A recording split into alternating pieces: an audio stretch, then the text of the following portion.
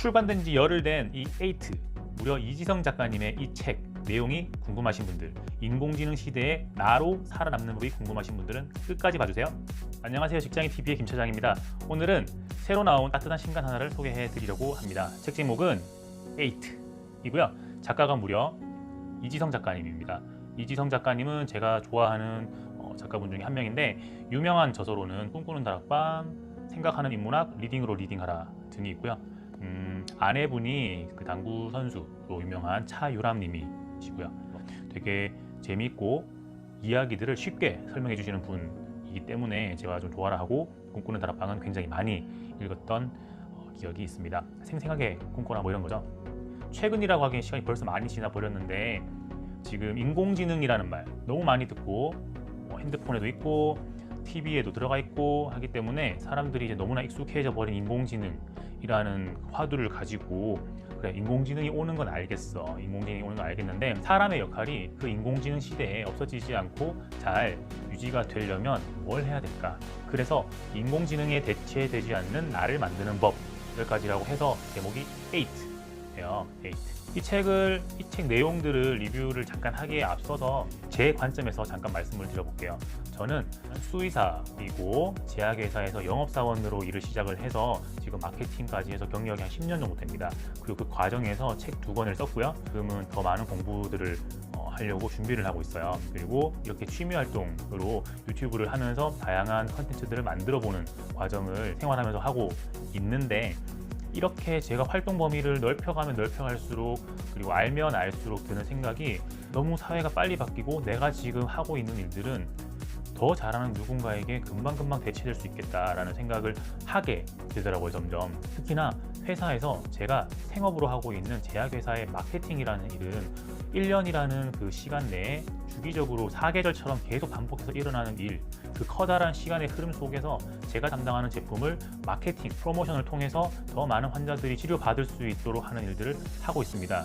그런데 이게 업무가 굉장히 반복적이에요. 물론 반복적인 과정 속에서도 고객들한테 조금 더 새로운 방법으로 메시지를 전하거나 제품의 데이터가 새로운 게 나오면 그걸 고객들한테 전달하기 위해서 노력을 하고는 있습니다. 그런데 이 자체가 나보다 잘하는 사람이 나오면 제가 하는 일들의 밸류는 낮아지겠죠. 지금까지는 사람들끼리의 경쟁이었는데, 점점 데이터가 정리되어 나오는 속도라든지, 아니면 데이터가 나의 제품의 데이터가 다른 제품의 데이터와 비교 분석돼서 나오는 그런 분석의 깊이 같은 것들을 보게 되면 이거는 사람끼리 경쟁할 문제가 더 이상 아닌 수준이 되고 있다는 느낌을 많이 받는 거죠. 다른 회사, 제가 일을 했었고 알고 있는 다른 회사들 같은 경우에는 이 마케팅의 역할을 점점 줄여가고 있습니다. 왜냐하면 반복되는 일을 데이터 기반으로 하고 있는 일들이기 때문이죠. 아마 커다란 흐름이 그쪽으로 가기 때문에 피할 수는 없을 거라고 생각을 해요. 그래서 그런 고민들을 계속 꾸준히 어떻게 하면 살아남지라는 생각들을 하고 있는 중에, 인공지능에게 대체되지 않는 나를 만드는 방법이라는 제목으로 8가지의 노하우, 8가지의 비결들을 알려주는 책이기 때문에 이 8를 바로 구매해서 한번 읽어봤습니다. 책이 2019년 10월 21일에 나왔어요. 21일에. 지금이 30일이기 때문에 딱 열흘 된 그런 책입니다. 책이 크게 4가지 파트로 구성되어 있고요. 프롤로그는 이제 인공지능 시대가 오고 있고 새로운 시대가 오고 있다는 전반적인 내용들, 밑밥을 까는 거고요. 1장은 단 한 번도 경험해보지 못한 시대가 오고 있다라는 건데, 이게 싱귤리티라고 해서 제가 다른 영상에서도 한번 다루었던 적이 있긴 한데, 사회를 리딩하는 그룹, 그러니까 실리콘밸리의 거대 IT 기업의 헤드들은 그들의 가족들을 어떻게 이 시대를 대비하고 있는가, 누구도 경험하지 못했던 어마어마한 변화가 다가오고 있고, 그것을 리딩하는 사람들이 그것을 어떻게 대비하는지에 대한 이야기들을 많이 해주고 있어요. 지금은 전 세계 부의 한 50% 정도가 전 세계의 1% 사람들에게 집중이 되어 있는 시대라고 하는데, 이 백만장자, 억만장자의 1000배에 해당하는 조만장자의 시대가 되면 전 세계 부의 99%가 그 1%의 사람들한테 가게 된다고 합니다. 그 시대가 되면 인공지능의 지배를 받는 사람과 인공지능을 지배하는 사람, 이렇게 나누게 되는 거고, 인공지능을 지배하는 그 1%의 사람이 전 세계 부의 99%를 가지게 된다라는 이야기를 하면서, 그럼 그 리딩하는 패밀리들은 어떤 교육을 자식들에게 하고 있는가에 대한 내용들을 다루고 있습니다. 그 리딩하는 그룹들은 기본적으로 이렇게 생각하는 것 같아요. 지식을 넘어선 지혜의 시대. 지혜의 시대는 직관과 창의성이 대폭발하는 그 순간, 이 지혜를 얻는 순간이라고 이야기를 하면서 리딩하는 그룹이 자식들에게 엄청 모든 디지털을 차단하고 인문학적인 교육을 하고 토론과 사색을 하고 자연을 느낄 수 있는 그런 교육을 시행하고 있다라는 이야기를 하고 있습니다. 파트 2에서부터 제목이 조금 더 무서워지는데, 지금부터 10년 뒤에 당신의 그리고 나의 자리는 없다 라는 큰 제목으로 이야기를 시작을 하고 있어요. 이 장에서는 되게 재미있는 사례들이 많이 나와요. 골드만삭스에서 고용한 인공지능 프로그램, 인공지능 직원이라고 해야겠네요. 인공지능 직원이라고 해야겠어요. 왜냐하면 고용되었다라고 했거든요. 그래서 이 골드만삭스에서 고용한 인공지능 직원 하나가 골드만삭스에서 최고의 연봉을 받는 15명의 트레이더가 한 달 내내 해야 하는 일을 딱 5분에 마쳐서 하고 합니다. 엄청 남는 장사죠. 그래서 이 골드만삭스에서는 이 일을 기점으로 골드만삭스는 IT 회사다라고 천명을 했다고 해요. 그리고 그게 벌써 10년, 15년 전의 이야기니까 지금은 엄청 바뀌었겠죠. 그래서 이런 재미있는 이야기들이 굉장히 많이 언급이 되고 있어요. 사실 재밌다기보다는 약간 무서운데, 저는 제약업계에 있기 때문에 왓슨을 도입한 병원들의 이야기들을 많이 듣고 있고요. 근데 이 왓슨이 예전에는 의사들이 하는 진료의 데이터들을 학습하고 있다고 그랬는데, 지금 D8에서는 이 왓슨이 병원을 경영하고 운영하기 위해서 경영자가 되기 위해서 학습을 하고 있다라는 이야기를 합니다.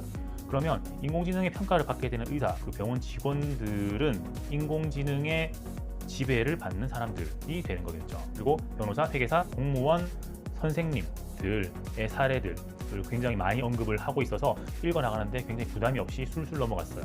무서움도 커졌지만 술술 읽혀갔다라는 게 되게 좋았고요. 여기엔 새로운 계층 하나가 등장하는데 합성어예요. 예전에 우리가 알고 있던 프롤레타리아, 노동자 계층의 프레카리오라는 불안정한이라는 말을 합성이 돼서 프레카리아트라는 계층이 새로 만들어지는데, 불안전한 노동 계층이라는 말이겠죠. 이 프레카리아트라는 이 집단의 특징을 3가지로 꼽고 있습니다. 우선 꿈과 열정이 없다. 내가 하는 일이 어떤 의미를 갖는지 모른다. 먹고 사는 문제로 평생 고통받는다. 이 3가지가 해당이 지금 당장은 다 안 되더라도 언젠가는 한국에 살고 있으면 3가지에 해당이 될 수밖에 없는 사람들이 대부분일 거거든요. 꿈과 열정이 없고 내가 지금 하는 일을 왜 하는지를 모르겠고 단지 생계만을 위해서 했는데 먹고 사는 문제로 평생 고통받는 이 프레카리아트라는 집단으로 더 빨리 넘어가겠다라는 생각이 들었습니다. 그래서 이 마지막 부분에서는 되게 섬찟했어요. 내가 지금 하는 일을 굉장히 열심히 하고 즐기면서 하고 재밌게 하고 잘 한다고 해도 이 인공지능이 등장을 해서 월스트리트에서 가장 연봉을 많이 받는 15명보다 더 진짜 비교도 안 될 만큼 일을 해버리면 보통 사람들이 설 자리는 없어질 거잖아요. 그래서 우리는 이미 다 불완전한 노동계층 예비자들이구나. 그래서 이 책에서 이야기하는 8, 되게 8 크게 되어 있는데, 이 8가 뭔지는 책에서 확인하시면 좋을 것 같은데, 간략하게 말씀을 드리면 큰 흐름은 철학을 무기로 장착해라 라는 내용이에요. 디지털을 차단하고 디지털을 내가 컨트롤할 수 있는 능력이 되어야만 하고, 디지털의 원리를 이해해야 이걸 단지 일하는 도구가 아니라 나를 발전시키고 나를 더 키워나가는 능력을 갖출 수 있는 그런 수단으로 삼을 수 있지, 이걸 원리라든지 그 안에서 들어가 있는 철학을 이해 못하고 사용만 하면 그냥 그 디지털 도구를 이용해서 일만 계속하는 사람이 되겠다라는 이야기도 있고, 철학에 대해 가지고는 트리비움이라는 말씀을 계속 하세요. 트리비움은 3가지를 이야기를 하는데, 문법학, 논리학, 수사학인 거죠. 문법학은 어떤 철학서, 어떤 철학자의 책과 말을 읽고 이해할 수 있는 힘, 그 힘이 문법학이고요. 2번째 논리학은 읽고 이해한 철학가의 생각, 그 철학의 사상을 바탕으로 내 생각을 만들어낼 수 있는 능력이 논리학인 거죠. 그리고 3번째로 수사학은 그렇게 만들어낸 나의 논리, 나의 이야기, 나의 철학을 다른 사람들한테 전파할 수 있는 능력을 수사학이라고 하더라고요. 저도 이 책을 읽으면서 이 3가지가 있는 건 알았지만 이게 각각 이런 의미라는 걸 이번에 처음 알았어요.